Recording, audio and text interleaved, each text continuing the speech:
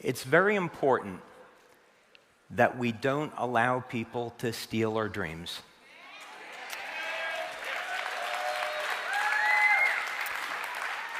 One night, a man had a dream.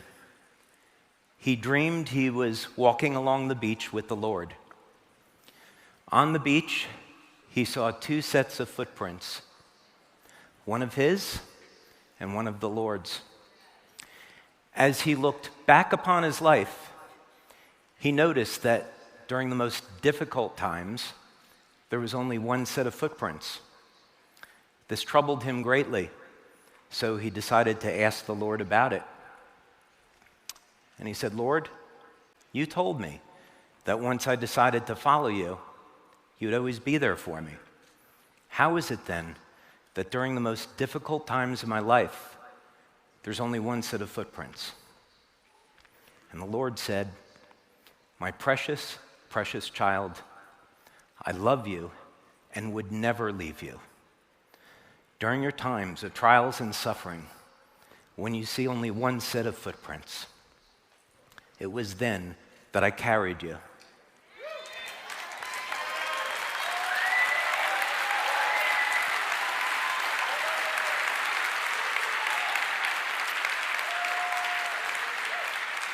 A child grows up and has parents that are loving and with the best of intentions. And that child at some point needs to go to a doctor because they're not feeling well. And the child thinks, doctors must be the most incredible people in the world for making me feel better. When I grow up, I want to be a doctor. And those loving parents say, "Oh, you need much education to be a doctor, a lot of commitment, and it's very difficult to become a doctor." And those loving parents have stolen that child's dream. As the child gets older, the child develops friends and starts to share their dream with those friends. And the child thinks, when I grow up, I want to be an engineer. I think being an engineer would be amazing. And his friends tease him and say, "No, you could never be an engineer. That's too difficult. You don't have what it takes." And those friends have stolen that child's dream. The child grows up and now it reaches high school and has to speak with their guidance counselor. And the child has a dream now of becoming an archaeologist. And the guidance counselor says, "Well, there's really not much money in being an archaeologist, and it's a lot of long hours without much job satisfaction, so I recommend you don't do that." And this guidance counselor has stolen this child's dream. It is very important in life that we stay true to ourselves, because with enough love, patience, persistence, energy, and determination, you can accomplish your dreams.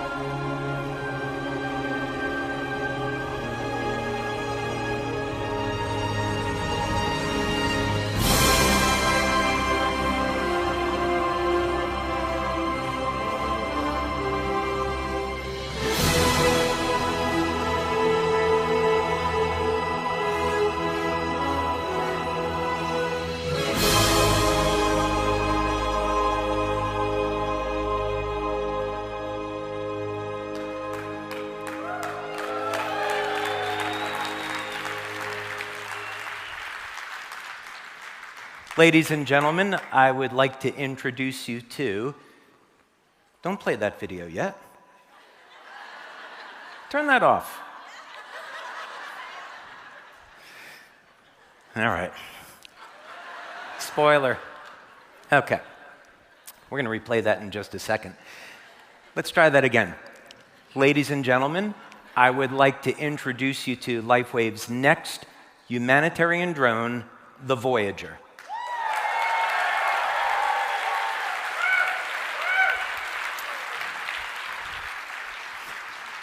Now, you might notice that this one is very different than our flying wing, and that's for very, very good purpose and reason. The mission statement of this drone is very different than the flying wing, and we're going to be getting into talking about that in just a moment.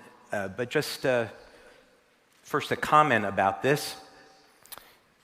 This started as just like anything else, an idea and a concept.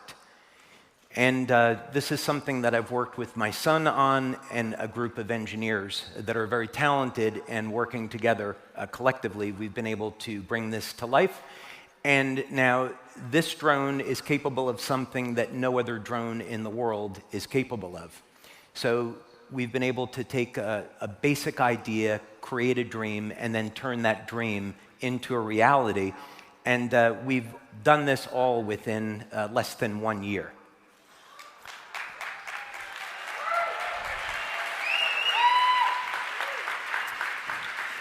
So we're going to get into some of the details behind this, and to do that, I'd like to welcome back onto stage our Global Vice President of Sales, Ryan Barson.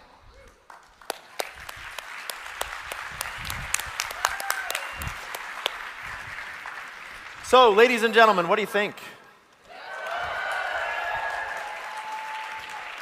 It's kind of fun for me to be out here right now with David after that kind of a reveal. And that's impressive. I've known about this for a little bit, but I had to keep my mouth shut. Well, yeah, we've had a tremendous amount of fun. I would say that when you start a project like this, the first thing is you probably have noticed it doesn't really have much of any wings. Last year, we unveiled a flying wing, and this year, we're unveiling something that virtually has no wings. So we could talk about that as a concept. First, the idea behind this was back in the 1950s, there was a gentleman by the name of Custer, and he was looking at the concept of how airplanes actually fly, and it occurred to him that when you have an airplane, it has to develop a specific amount of speed before it can actually get off the ground. So his thought is, why don't we invert that principle, and instead of developing ground speed, instead what we'll do is move the speed of the air over the wing more rapidly. So effectively what this does is it has an active system for pushing air through this giant ring, and that creates lift.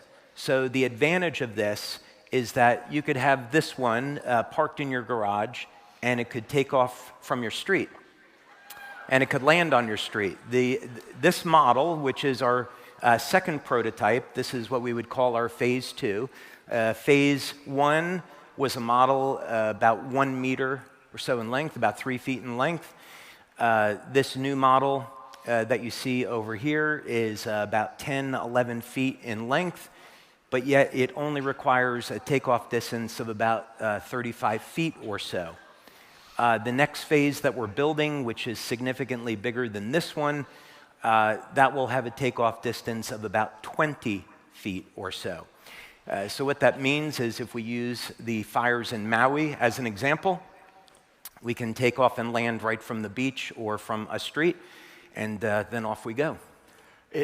One of the things that stands out to me, not only is that incredible, but you talk a lot about dreams and not stealing your dreams, and this is a dream of yours to make a difference in the lives of other people. And the fires in Maui is just one example of many where people are challenged all over the world. But those dreams, you don't want people to steal your dreams. Where are you headed from here? What are your dreams for the future? Well, I mentioned that the purpose of this was going to be very different from the flying wing. And with the flying wing concept, we've been developing new cutting-edge power generation technology to power that drone so it can stay in the air longer than any other drone. And so you can imagine if you had a better way to generate electricity that was completely clean, that might have some applications in powering your home or recharging your electric cars, which we're being forced to buy rather. You know, so this is the issue, is where are we going to get our electricity from? So solar has its disadvantages, wind has its disadvantages, and putting power generation systems into drones is an excellent way of having a real-world test to see if something's going to work before we roll it out for other applications. For this drone, we're testing something entirely different. First, we're testing new methods of propulsion that don't currently exist. So in the starter models, I'd say there's 6 phases of development on this project, and we're currently in phase 3. So phase 1, as I mentioned, was just to see, is this thing going to work? And then phase 2 is what you've actually seen flying now. So based on those successful tests, we're going over to phase 3. But in addition to propulsion, we're looking at communication systems. So the idea, one of the things that's been incredibly, and this now will kind of be the punchline, one of the things that's been incredibly alarming, I think, to all of us is the suppression of free speech, and that we don't have free communications the way we're supposed to. So some of the things that we're going to be testing with this, you can think of this as a terrestrial Starlink. So imagine you can put one of these things up in international waters and use it as a communications tower that's not running on 5G and actually using something that's healthy and beneficial. We could have our own communication system, so we could have real freedom of speech by having a network of these things around. So my ultimate goal with this is to use this very novel design to have basically have a terrestrial satellite system. So instead of spending billions of dollars to put satellites up in orbit, we can use new technology to have these things around the planet in the atmosphere functioning as communication nodes. Are all of you hearing what he's saying? What's fascinating to me is you've undoubtedly heard talk of energy, innovation in energy fields. You've heard talk of innovation in communication, doing things a lot differently than what's mostly accepted today. You also happened to see, just a few minutes ago, some slides of the Welcome Center that David didn't want to talk about.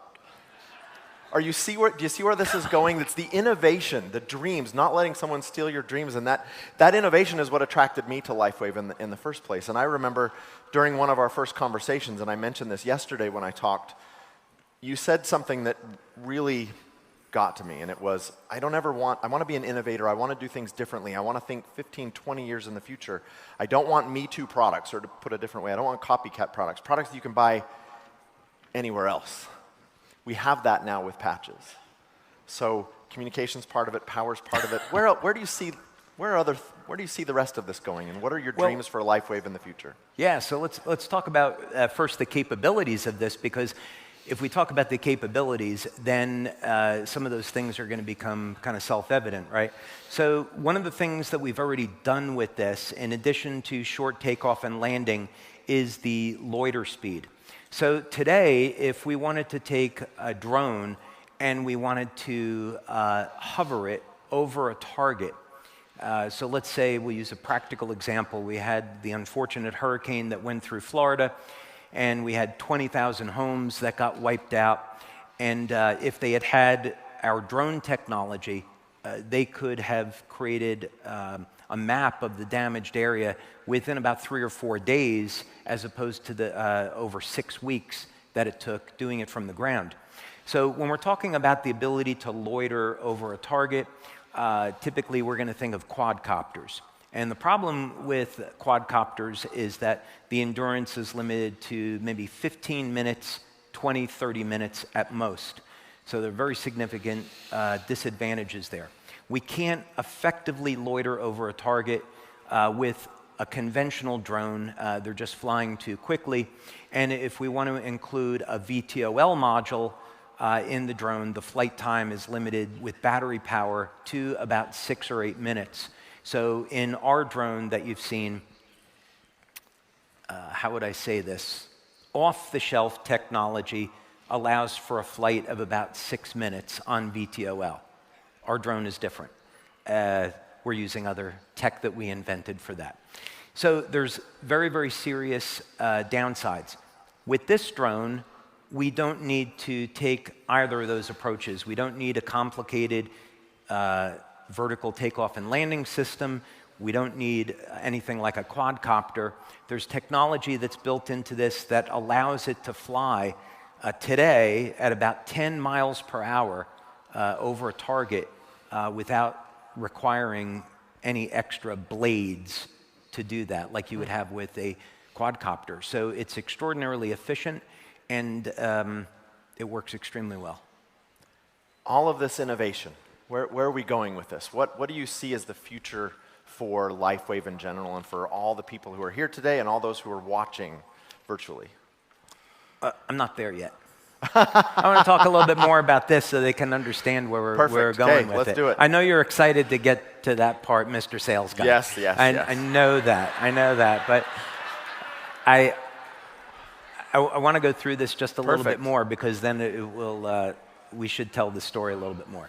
Another thing about this drone, so when we think about natural disasters, right, one of the big problems is there's going to be heavy winds, or when you're trying to get into places, maybe at extreme altitudes, the weather is going to play a significant role. And conventional drones have a limit of maybe 15 to 20 miles an hour. In terms of wind gusts, what they can handle. And of course, hurricanes would be much, much higher than that. So we actually flew this in 15-mile-an-hour winds, and it was completely resistant to those wind gusts. Didn't care about it, one way or another because of the design. So the good thing about this is that when there is a natural disaster, when there's an emergency, we don't have to wait until the weather improves before getting a drone in the air. This is not going to care one way or the other. So that's important, because where we're going in the future, Ryan, is this place where we can use this technology first to provide humanitarian relief, and this redefines the network marketing industry. It's good for every company, and it gives every company an opportunity to say, yeah, look what LifeWave has done with innovation and with humanitarian relief, and hopefully we can get people to start looking at our industry in an entirely different way. So that's one of the things I want to see coming out of this.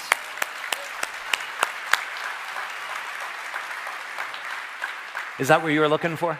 It's actually a different answer than I was looking for, but I want to go with that one for a minute. So looking at our industry in an entirely different way. We've had a few discussions during this event about companies that maybe haven't done things the same way that LifeWave has done. You're looking to create a company that stands out among all network marketing companies, that is truly different, not just because we stand here on stage and say we're different, but that we are different. Yeah, this really starts with the mindset of making innovation a commitment to research, putting money into that, time and resources, people, to have that as the very foundation of everything else that you're doing. So the idea is looking at the various trends. So back in 2008, I was looking at where the trends in health and science, and those trends were in stem cells. So we began working back then on ways to activate stem cells in the human body. And of course, ultimately, that led to the release of X39. So we can all relate to how a commitment, a long-term commitment to innovation, putting millions of dollars into research, is going to result in products that present phenomenal business opportunities. So today, we don't have any competitors for our patch technology.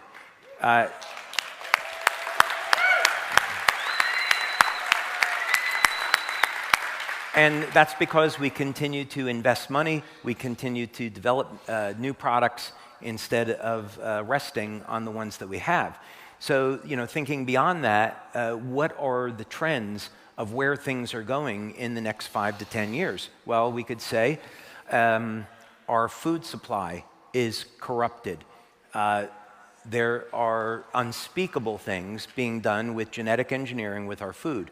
So we have to be able to have control over our food supply and grow our own food. Wow.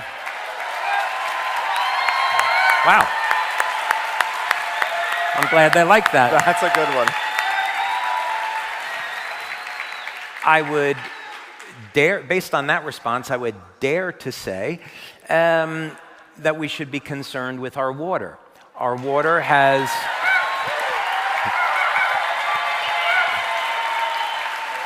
Our water, drinking water, is toxic, polluted. You can't drink the water. You don't want to shower in the water. So we need to have better technology to provide water that's clean. And, of course, go beyond that. We want to think about water as an opportunity to heal the human body, right? So with these drones, it gives us the opportunity to test new technology in power generation, in communications, and look at how are these going to be platforms that we could potentially use for the future. So as an example, when we talk about communications, we all lived through the pandemic, and we all lived through an era where if you said, and I know this because it happened to LifeWave, I happened to put an article out on the use of vitamin C as an effective means of treating viral infections, and Facebook flagged that and took the post down, despite the fact that this was a study published by the National Institute of Health. It's like, how can you suppress a government study? This is ridiculous. So we want to be thinking about these things, and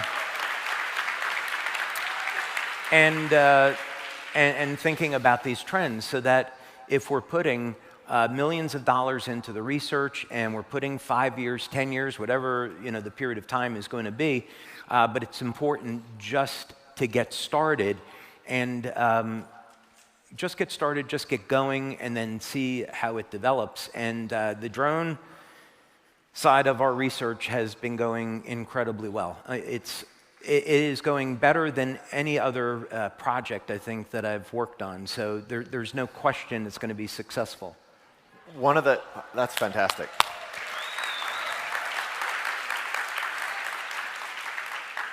One of the things that stands out to me, you said this yesterday, you've said it again today, we're a technology company. That our efforts in driving technology to a certain degree will help create new potential products, new opportunities, new trends, maybe that we could be at the forefront of.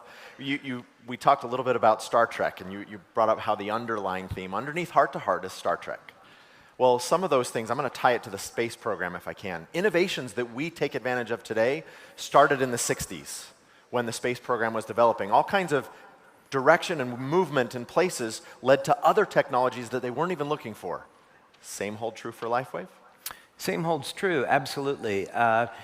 When I started the research on stem cells, at first I was thinking that we needed a type of external electromagnetic field to signal the activation of stem cells. So we began to develop these novel coils that produced a novel shape for a pulsed electromagnetic field, and this ended up having a therapeutic effect. But as we got through the research, eventually that led to the development of X39. So it's important when you start out on a research program that you don't necessarily want to be tied into any one specific outcome. You have to be very organic and flexible, because you don't know what direction things are going to take based on the research that you do. So in other words, this would be in the category of unexpected results. You run experiments, you create prototypes, and then you may see and observe an outcome where you get an aha moment and you say, oh, this is something I need to pay attention to. Let's go ahead and investigate this, and let's see if we can create something new from it.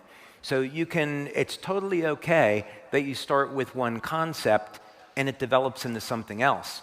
So the flying wing came first, and that's been an absolutely critical part of what we're doing for humanitarian aid.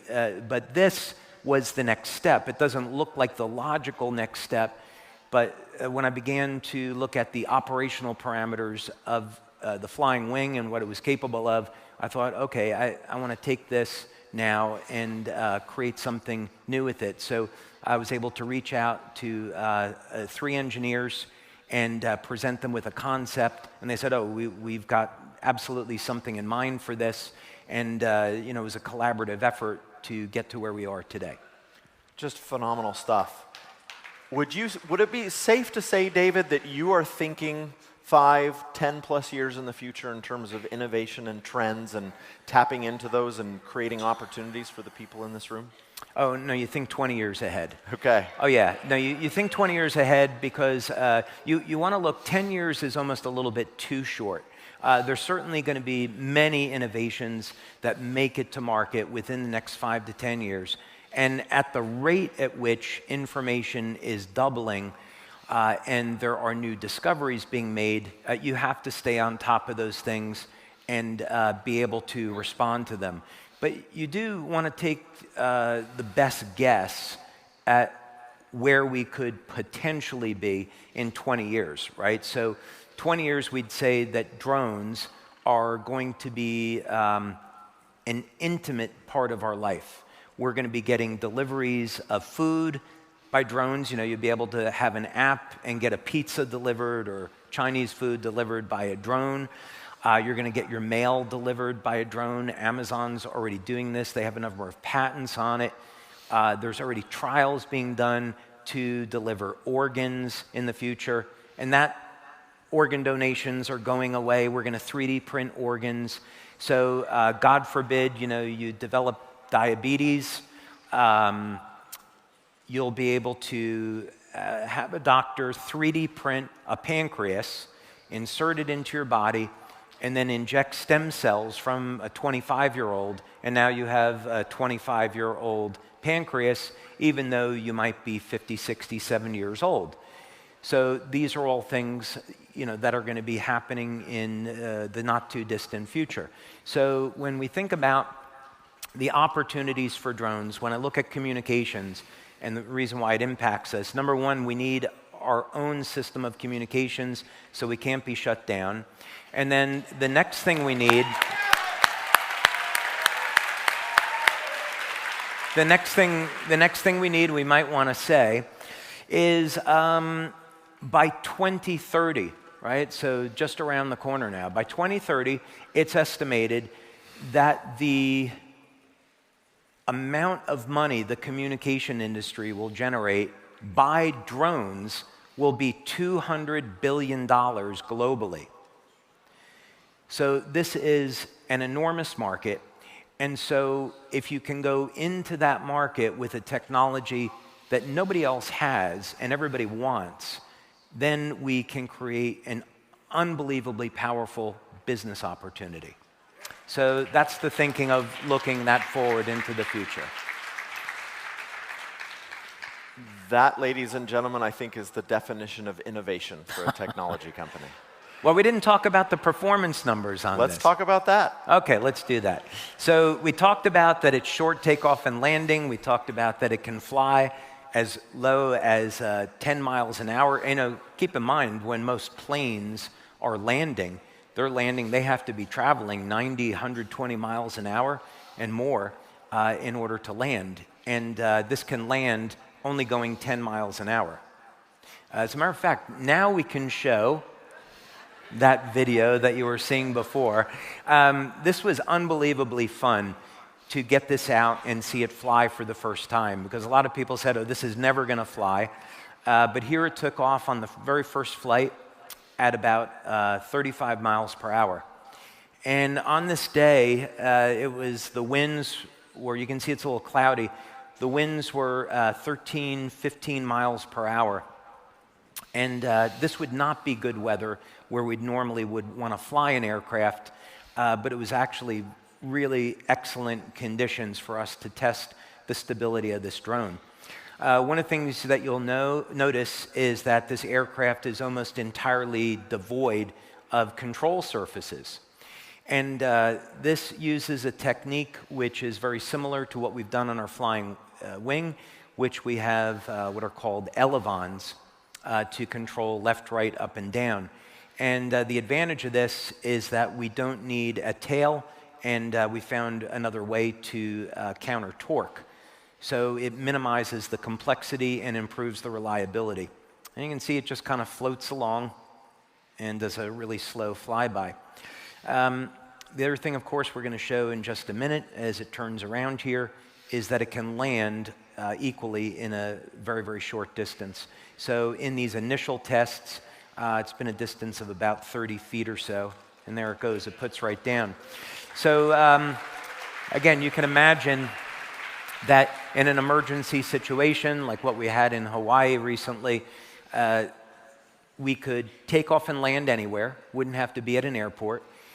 This could stay in the air for a really long time, and it could just act as a communications network for people on the ground. So of course this is going to have cameras, it'll have infrared, and it will be able to look for survivors, but it's also going to, if cell phones get wiped out, this then conceivably can act as a communications node so people can have cell service if that's a mission parameter we decide to go with. Which I think they lost in Hawaii during those fires. Exactly, that's the whole point. Yeah. That's the whole point, is we can put this up in the air for a very, very long period of time in almost all weather conditions, the rain or heavy winds, and it provides those reliable communications.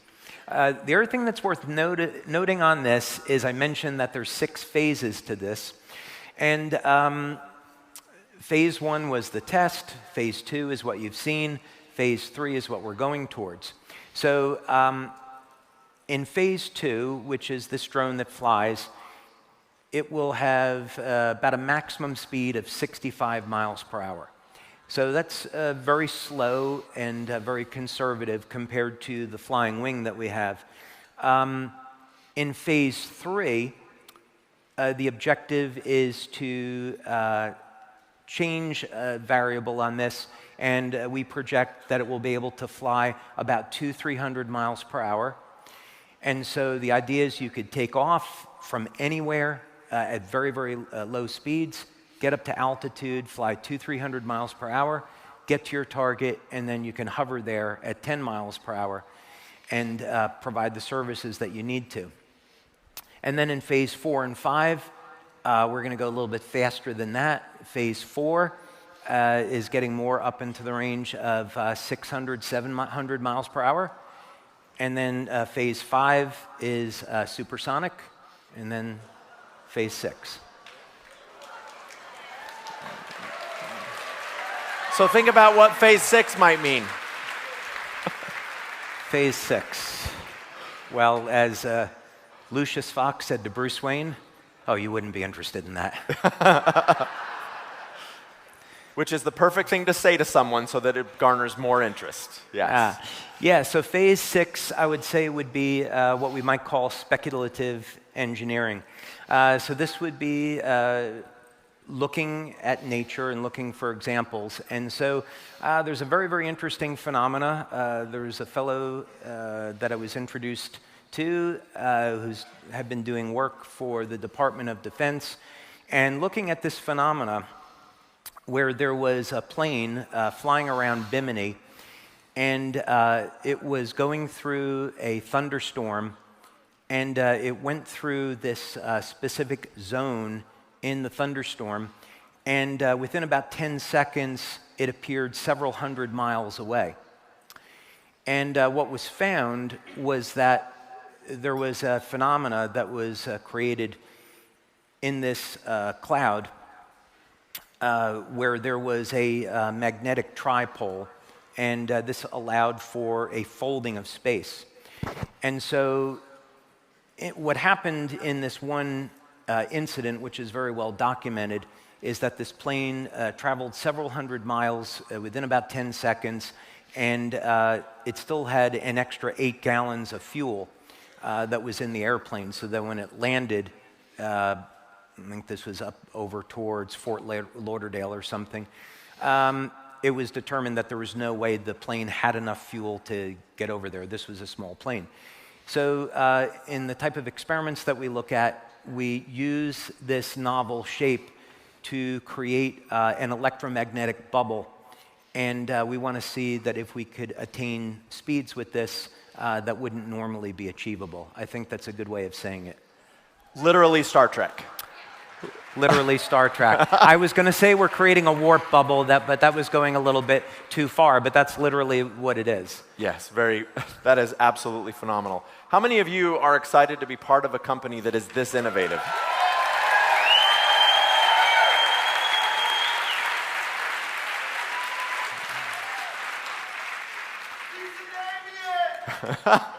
So, David, what do you see as the future for LifeWave?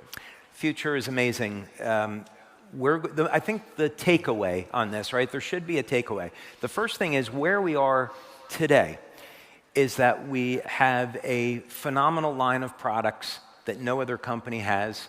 We have a phenomenal business opportunity, and we have a commitment to helping those in need through existing humanitarian programs. And every single one of those areas we're going to continue to support, invest money in, and grow. So in the area of product development, today you have patches, but in the not so distant future, you're going to have other technologies that improve health and wellness and beyond. In our business opportunity, we're going to be utilizing new technology like holograms and things that you haven't even seen yet to support your business building efforts. So you can be building your business and earning money faster and easier than ever before, and doing it in less time so you have time for your friends and family. And then finally, we're going to be using technology like the drones to provide humanitarian effort and take matters into our own hands so that when there is a humanitarian crisis, we can be responding to that. So we can work with organizations like the Red Cross, like Convoy of Hope, and others, and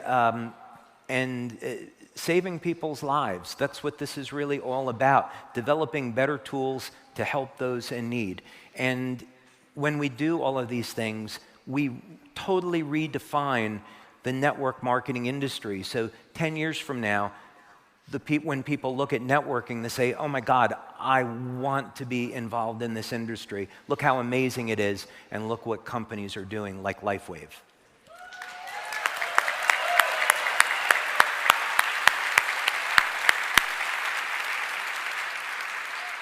I am personally thrilled to be part of a category-creating company, category-creating in a number of areas, from patches to all the innovation that you've just talked about to all of it. Ladies and gentlemen, would you please stand and give this amazing individual a massive round of applause. Thank you, everyone. Thank you. Brian, thank you very much.